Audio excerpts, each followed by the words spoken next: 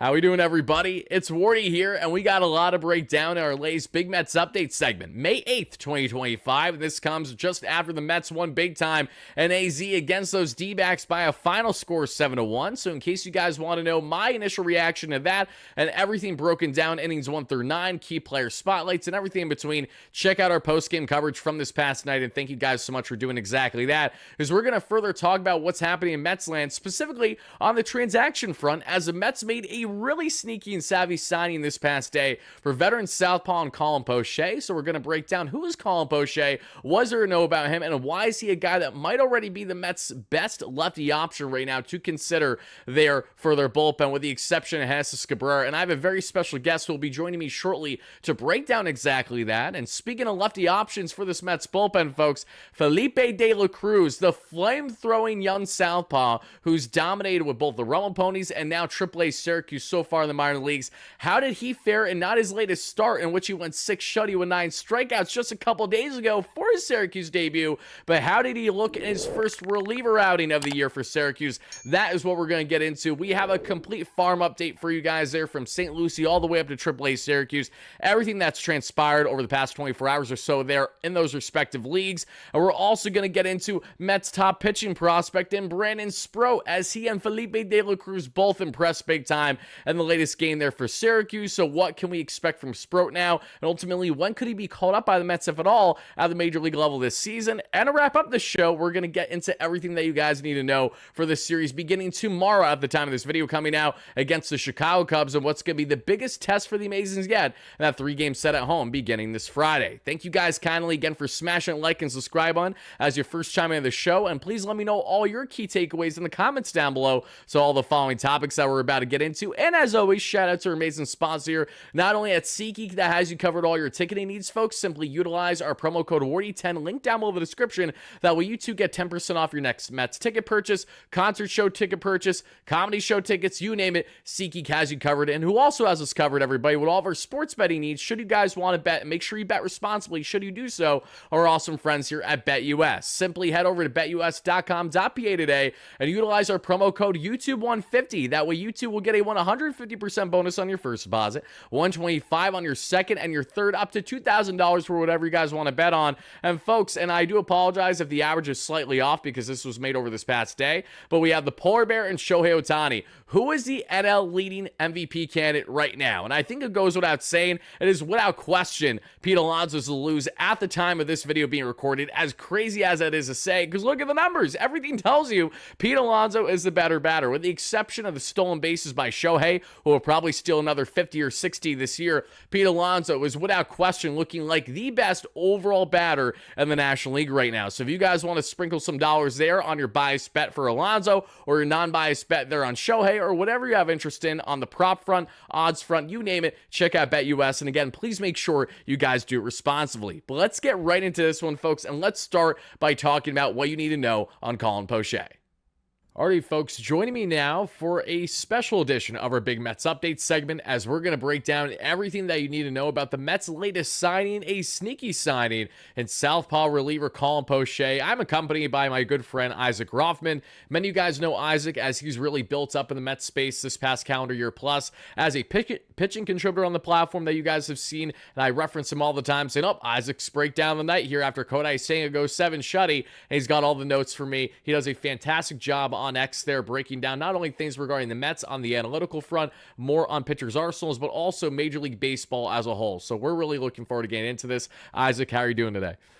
I'm good. How are you? I'm fantastic. For those that don't know, we're currently recording this at 1:12 a.m. Isaac is still a student right now, and he found a little spot where he could have himself getting this recording done, so we appreciate that. And Isaac, the first big question I have for you is, and for everyone watching, why did the Mets make this move for Colin Poche? Because entering this season, I would have told you that this is a nice, savvy move for a Southpaw option, because we've broken down Poche on the platform twice at least over the past 2 years leading up to the MLB trade deadlines, and certainly the past couple off seasons, and what you get in someone like Poche. But this is a guy that's been a pretty rock-solid Southpaw reliever. But now this season so far, while the Washington Nationals, in which the Mets even faced him earlier this year when he was in the Nats bullpen, Poche has been batting practice, and he's walking guys right now an absurd 12 plus walks per nine. So, what should Mets fans know about Colin Poche, and why is he appealing? Yeah, I mean, a, a trend that we've seen recently within major league front offices is targeting pitchers that are deceptive, that have either deceptive deliveries, maybe a low arm slot or a really high arm slot, or unique pitch shapes. And Poche, he provides about as unique as a look, about as deceptive as a look as you can get out of the bullpen. He has big extension, and he comes from a really high slot. And then his fastball, which is his best pitch that he's always thrown the most, is what we call a cut ride fastball. So that means it has a bit of cut. Him as a lefty, it would be into righties and away from lefties. Um, and also and also rise, like very good IVB or rise on that ball around 20 inches. So even though it sits just around 92, topping out at around 95, he still is able to get chases with that pitch. Um, and then we see he has a slider that he's always had, kind of a gyro slider, tighter slider. Um, and that's always been secondary to his fastball because his fastball is just so unique. But the slider definitely gets whiffs. That was a big issue starting this year, and it's a small sample, but he just wasn't getting his slider into competitive locations enough, and that left his fastball exposed, and hitters were just sitting on his fastball. That's what happened. He also overall the control just wasn't there, but um, I definitely think with MLB time, it would have evened out just because that was such a small sample at the beginning of a season. I don't think it's representative at all of what kind of pitcher he is. I think we've seen in the last few years that he's perfectly capable of being a good lefty reliever out of the pen. But yeah, what you like from him is the deception, that big extension, that very unique fastball, and that unique slider. And he can get he's a lefty. He'll be able to get lefties out well, but his stuff is so deceptive he can get righties out as well. So that'll be nice. It will be nice. And I know that this is currently a minor league signing, so he's reporting directly to Syracuse. And my follow up question for you is, especially for a guy in Colin Poche, where when we look throughout his career right now, mind you, this is not a guy that, oh, okay, he's just been batting practice every single year and he's a fringe MLB reliever. No, Colin Poche is just a year removed from having a 3.86 ERA, the same exact expected ERA, which I find interesting. So there was nothing different about him at all last year, with it right around an 8K per nine to 3 walks per nine and 37 innings. The season before that with the Rays, 9K per nine, 3.5 walks per nine, a 2.3 ERA, and a 2.65 expected ERA across 66 games. The year before that, 3.99 ERA, 3.51 expected ERA. So he's been pretty consistent as a lefty option, as you alluded to. So again, Isaac, how long do you think it's going to be before someone like him enters this Mets bullpen? Because now that you're without both AJ Minter and Danny Young, the Mets do like what they see in Jesus Cabrera. I know that maybe you're not as bullish on him as Jeremy Hefner is right now from what we've seen in recent interview, but he has been rock solid for the Mets since getting the call for the most part, two shutty a couple days ago against the Cardinals. So regarding Poche, what's your thoughts on him, and how long do you think it'll be before he ultimately finds himself in this bullpen?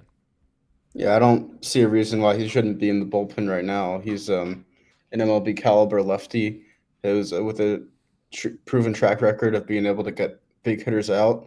And I just personally think that Genesis Cabrera, while he does throw hard and he has decent stuff, he just doesn't strike enough people out to have sustained success as a reliever.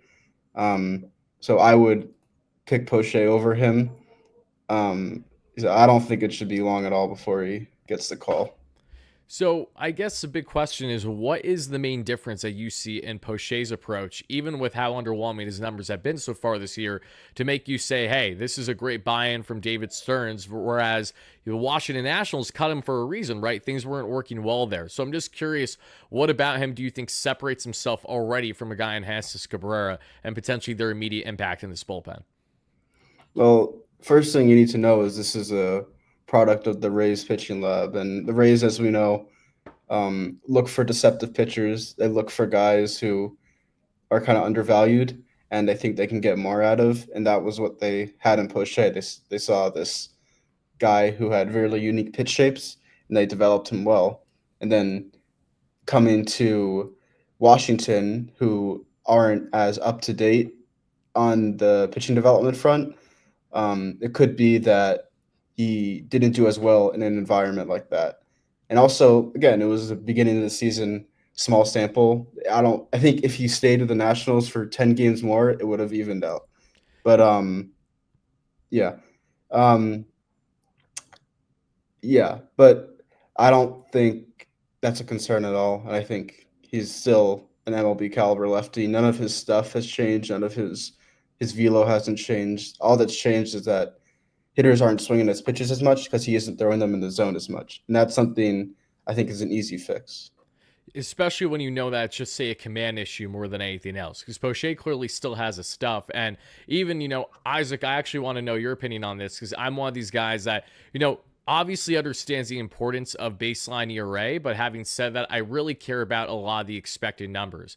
And when you see so far Colin Poche just in this season alone right now with 11.42 K per nine across what is a measly 8.2 innings, he does have a 5.38 expected ERA. So there is a lot of bad luck that's been on his side so far to begin the season. And in your personal opinion, how much would you say you value expected ERA, SI ERA, WHIP, FIP, all those more expected numbers versus what you're just getting in your strikeouts and your baseline ERA?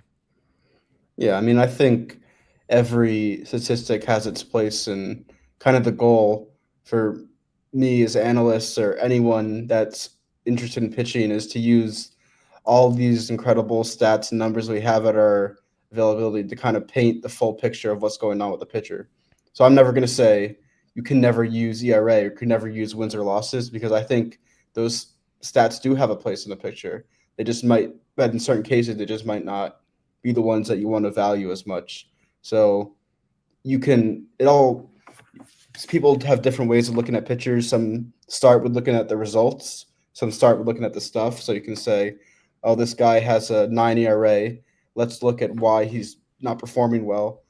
And then you can see, oh, he's getting bad luck, or oh, he's not throwing this pitch in the zone as much. Or if someone, you can tell someone's underperforming. So yeah, they're incredibly useful stats and developed by very smart people. Um, but again, I think every stat has its own place in painting a painting the picture of what's going on with the pitcher. And I feel like for us Mets fans, we should know very well on the importance or lack thereof when we look at wins and losses, especially with a starter, because we know it very well with Jacob deGrom. I mean, I think that really started to open the debate for a lot of Mets fans to kind of get more involved in the numbers and be like, okay, even in a losing season doesn't change the fact that he was still the most utterly dominant out of the National League. The same way that you can look at, again, great production from a guy and look at, oh, he was in 70 games this past season, had himself a 3.5 ERA, but the expected numbers will tell you that maybe A, he had a lot of luck on his side, maybe he had a little luck on his side, and a guy who's the opposite of analytics darling, the expected numbers, is one of the more reliable options for the Mets the past year in their rotation, and David Peterson. He's always kind of going off from what the numbers say he should be, and that's because he gets Francisco Lindor making a web gem behind him, Brandon Nimmo robbing a home run, or he is working beautifully with that Mets infield to induce those ground ball double plays after, say, having guys get on the corners there with less than 2 outs. So he's been impressive, and it's great to see kind of how much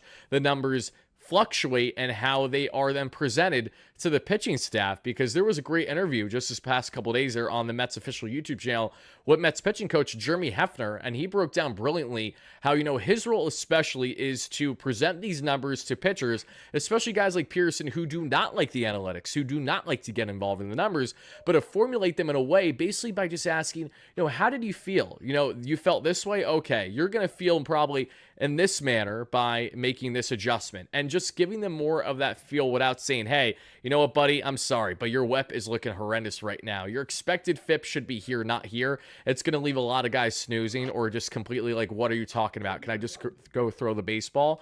So, yeah, no, I agree with you on all that, Isaac. And again, I can't thank you enough for coming on for this Big Mets update segment, breaking down Colin Poche. So, any final remarks before I let you go? I just appreciate you having me on. Um, it's been fun watching the Mets pitching this year. Obviously, such a great rotation and some really cool bullpen breakouts that I could talk about for hours. But yeah, thanks for having me. Of course, if you guys don't know Isaac, please make sure to check him out at Isaac Rothman on X. He does a great job there posting threads and even has stuff there for his paid subscribers, should you guys have interest to do so, for Mets-related writing as well as MLB as a whole. So thank you guys again.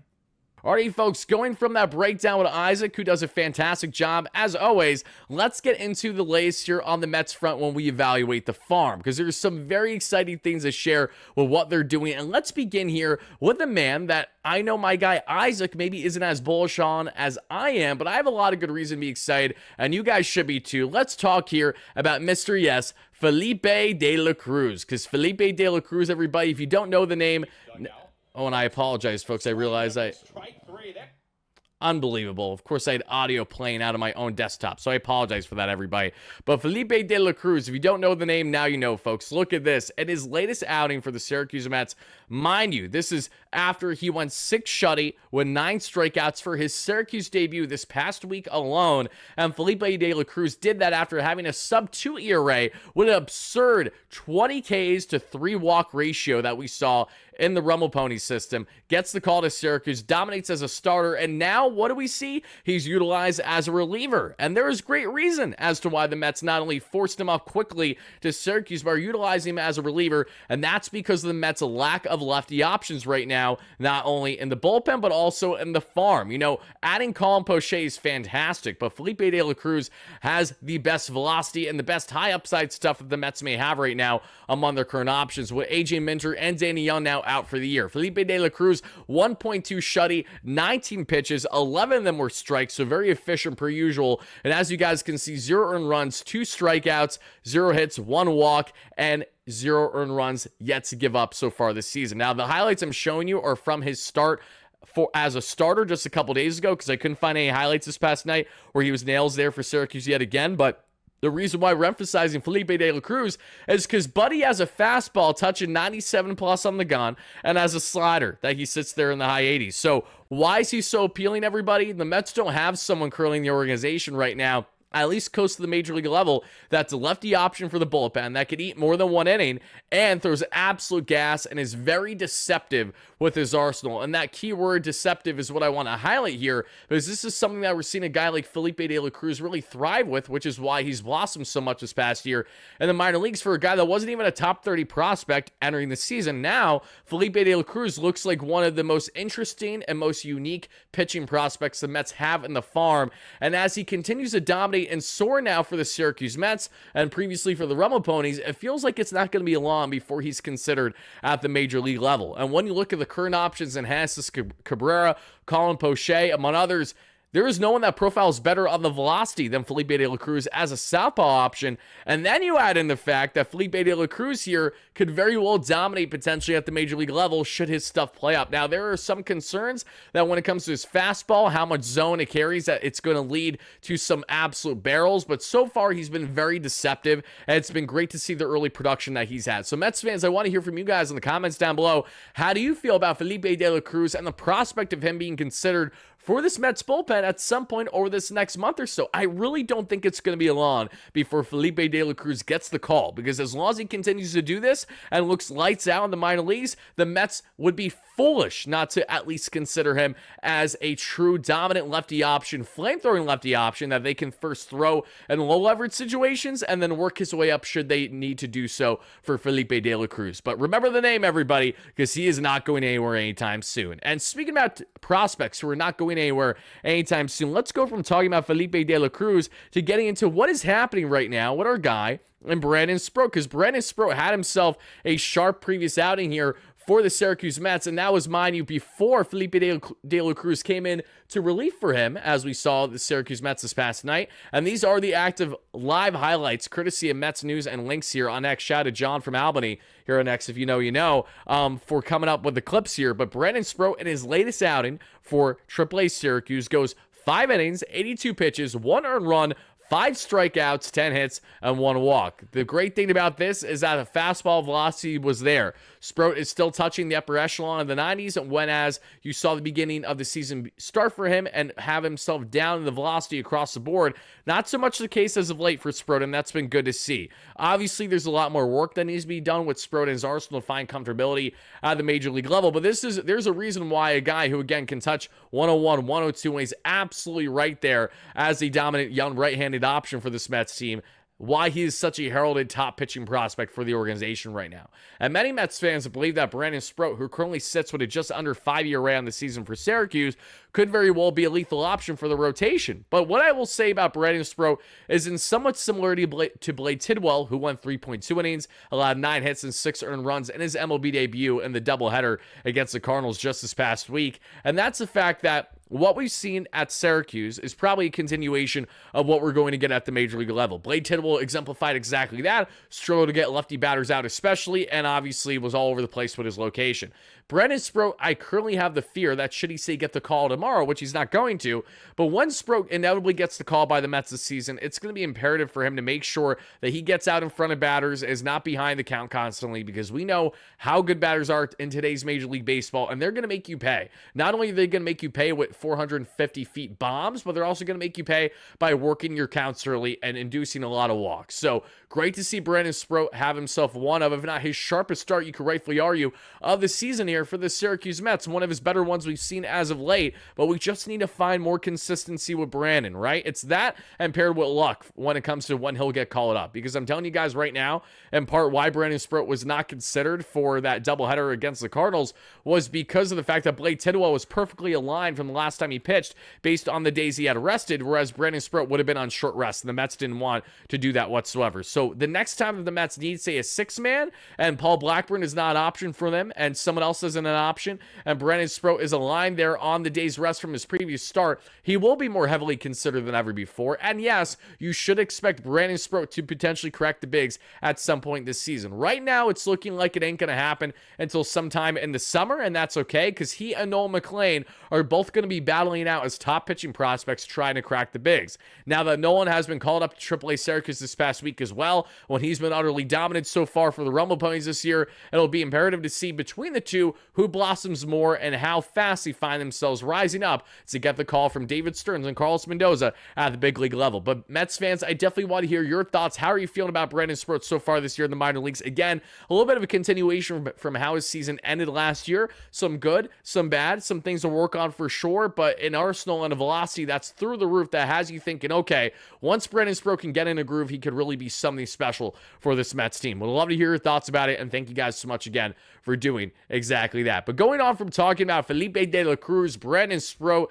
and everyone there, let's now get into more on the farm, starting here in Port St. Lucie, actually, is what we're going to expand on, everybody, because in St. Lucie, for the Amazons, what did they have working for them this past night? Well, they won 4-1, and the notables here, everybody, finally, we have some positives, more to share on Colin Houck, Mets first-round pick 2 years ago under the Billy Upper regime, 220 average, 734 OPS, but did go 1 for 3 with a run scored, batting third at shortstop with 2 RBIs and a walk. Other than that, we also saw guys in Rodriguez at DH batting first, 2 for 4 with an RBI, his second double of the year, and Rodriguez is now batting 272 this season on the average. OPS needs some work there.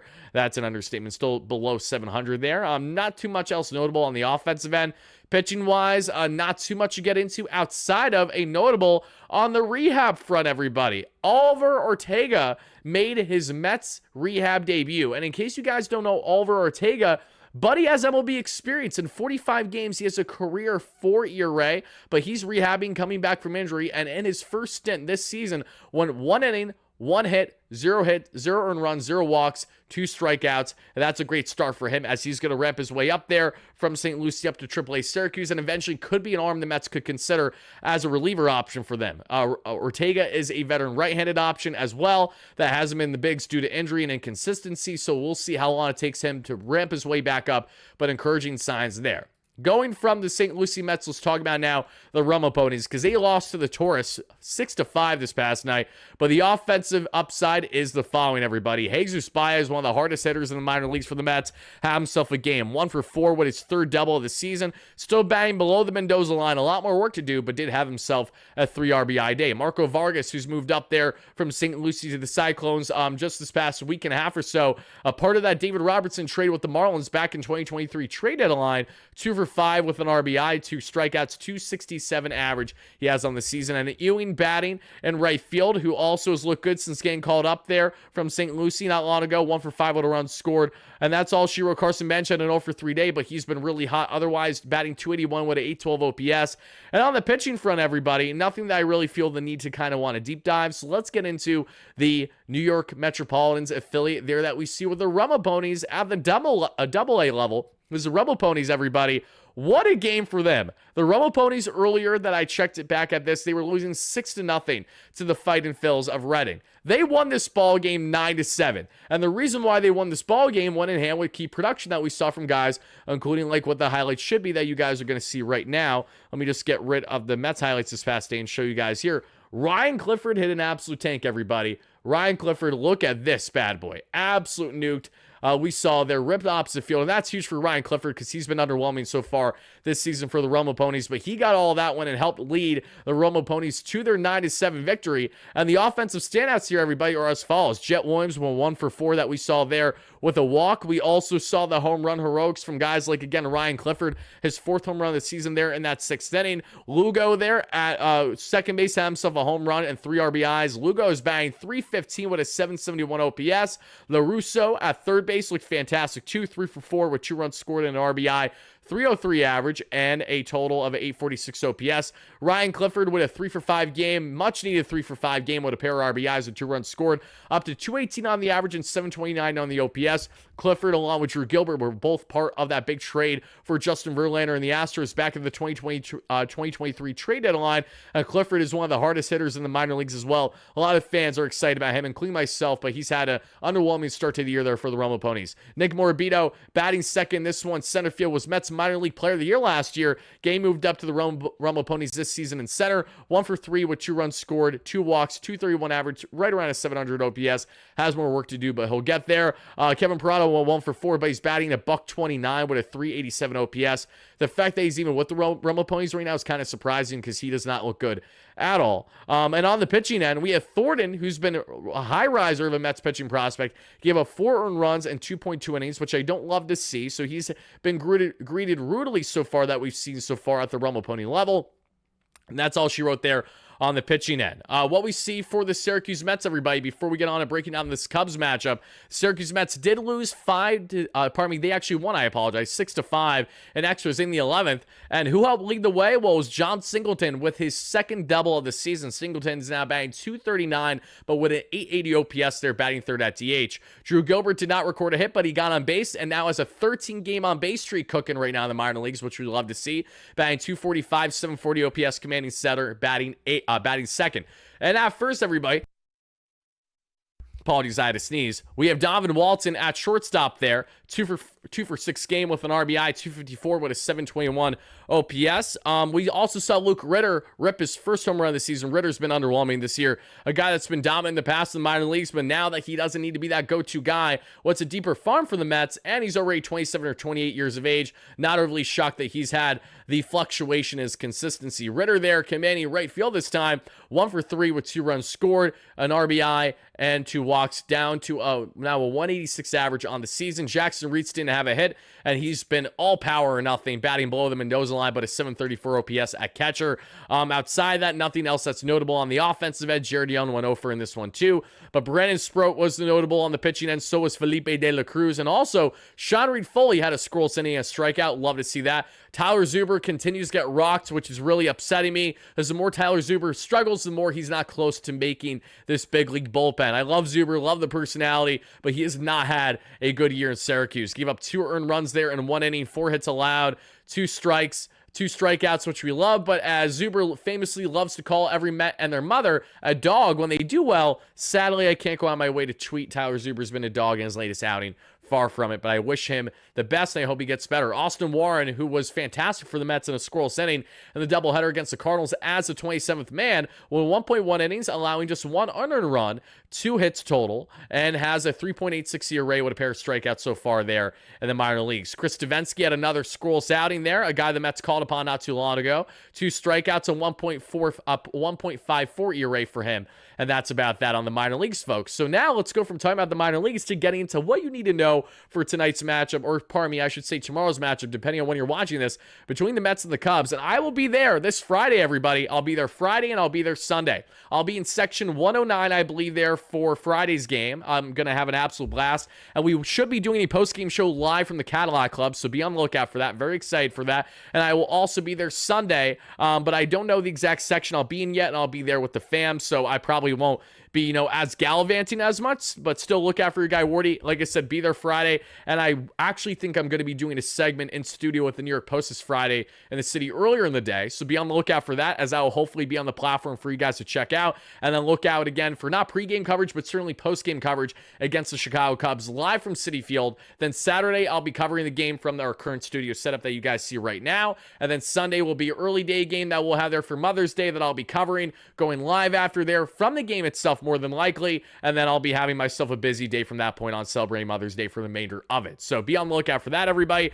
But game 1 of this 3-game matchup between the New York Metropolitans and the Chicago Cubs, we have Clay Holmes towing the rubber on Clay Holmes jersey night. The first 15,000 or so fans that attend Friday night's game against the Cubs for game 1 of the series will receive a City Connect themed hockey jersey with Clay Holmes' name and number on the back. Holmes has a 2.95 ERA and a 4-1 record this season versus Jameson Taillon, who Billy Upward tried really hard to sign a couple years ago. His Taillon's K-to-walk ratio is fantastic. He usually doesn't walk anybody. That's what makes Taillon so appealing. The former Pirate and New York Yankee and former teammate there with both those teams and Clay Holmes. And actually, I kind of want Taillon now just because it would be cool to pair him with Clay like they were with their time with the Yankees, but also as both as a starter option during their time with the Pirates. But Taillon, 3.86 ERA, 2-1 record. He's been off to a rock-solid start, and the Mets have not hit Taillon well whatsoever. Would be great if they could finally do that here at Citi Field game 1 Friday night. Going to be electric there. I'm sure the Mets will be rocking the Friday night black jerseys too. Game 2, we have Mr. Tyler McGill towing the rubber with his 2.5 ERA and his 3-2 record. McGill has really looked like a formidable option in this Mets bullpen, with the exception of his past start where he gave up around 4 runs, and that's to be determined as to who the Mets will face on the pitching end in that matchup. Setting the stage then for Game 3, the series finale between the Mets and the Cubs here, everybody. We have towing the rubber for Mother's Day, Griffin Canning as 2.5 ERA against the soft-tossing Southpaw, Matthew Boyd, and I got to give credit where credit's due. Matthew Boyd, what a story he is. This is a guy that dealt with a lot of injuries during his time with the Detroit Tigers, and then was really found again with the Cleveland Guardians this past year, coming back from injury, was nails with them in the regular season, was strong heading into postseason play, and now he set himself up for a nice contract with the Chicago Cubs. But what do we have to face in the Chicago Cubs, everybody?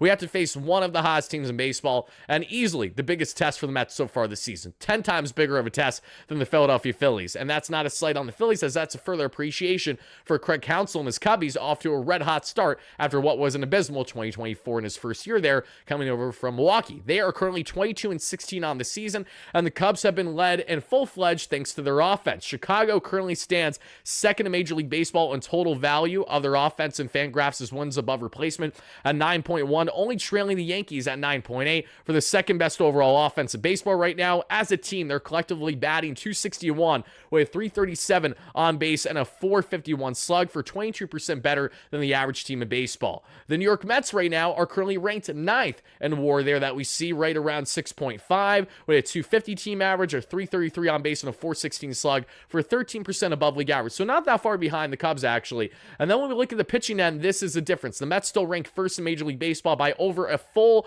1-win WAR, 7 WAR to the next closest team at 5.9 in the Phillies, because the Phillies have a great pitching staff and they're starting to showcase that now. But in 327 innings for the Mets this year, they've rocked a 2.94 ERA and a full 7 WAR. What we have in the Chicago Cubs is a team currently ranked points in WAR, 16th in Major League Baseball at 3.3 with a 4 flat ERA so far this season. They have not done a great job in getting swing and miss from their rotation, but they've done a very good job on, again, keeping their team in ball games, and that's led them to their success. So, guys, what do we have to look to? We have to look at a Cubs team that's red hot right now when you have all the key pieces in their lap, top to bottom, the way that they're working, including guys who picked it up as of late in Dansby Swanson, and obviously Ian Happ, who's been a dynamo for them all year, and the big one who's been batting mainly 7th towards the bottom of the order, which has led the Cubs to having tremendous production from the bottom of their order, and that is, yes, Pete Armstrong, PCA, who we famously trade away. And I'm doing a video on that you guys can actually check out later on today. I'm not even joking, guys. It's going to be on the WardyMLB platform, barring changes. And again, hopefully there's no changes that you guys can check out later on today. Please do, because we have officially hit over 1,000 subscribers at WardyMLB. In case you guys don't know WardyMLB, it's my MLB-wide YouTube account. And that's something that I've been trying to pump out more, trying to pump out 2+ videos each week. We're now doing that. We dropped our video on Javi Baez as a center fielder now. It's working.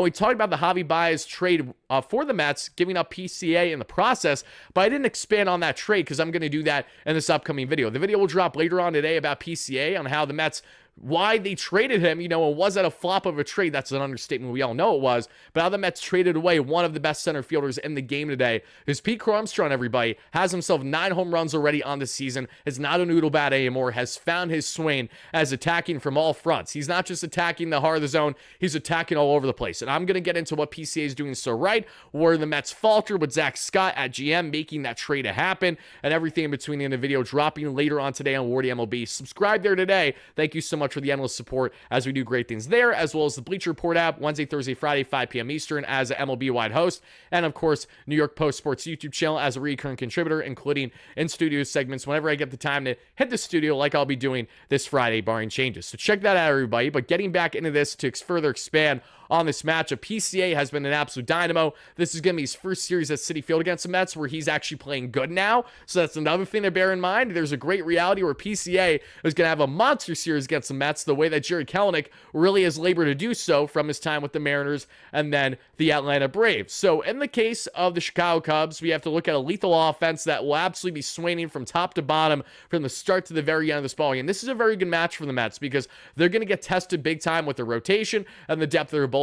And listen, you need to be tested throughout the course of the 162. So the Mets lose this series, it wouldn't be overly shocking because we know the Cubs have been great, but we know the Mets are better. They're 24 wins or the Cubs 22 wins for a season. And the Cubs are coming off of a series loss against a very good San Francisco Giants team. So they're going to be hungry, they're going to be hot, and they're going to be coming in guns a-blazing against this Mets team beginning Friday. All the more reason for the Mets to continue what has been nothing short of a dominant homestand for them so far this season, which they only have, I believe, how many losses they have? I think they have 3 losses at home so far. The Mets are 13-3, if I'm not mistaken, at home so far this season, their first 16 games. On the road, they're right around 500 or a game below 500, so they got more work to do there. At home, they have absolutely defended home court without a problem. Citi Field's going to be rocking with north of 40,000 strong at Citi Field this Friday. I cannot wait. Sunday, Mother's Day should be a blast. Saturday night baseball as well, because I believe it's nationally televised. Oh, baby, let's have ourselves a series against the Chicago Cubs. Put up or shut up, baby. Let's see what the Amazons can do.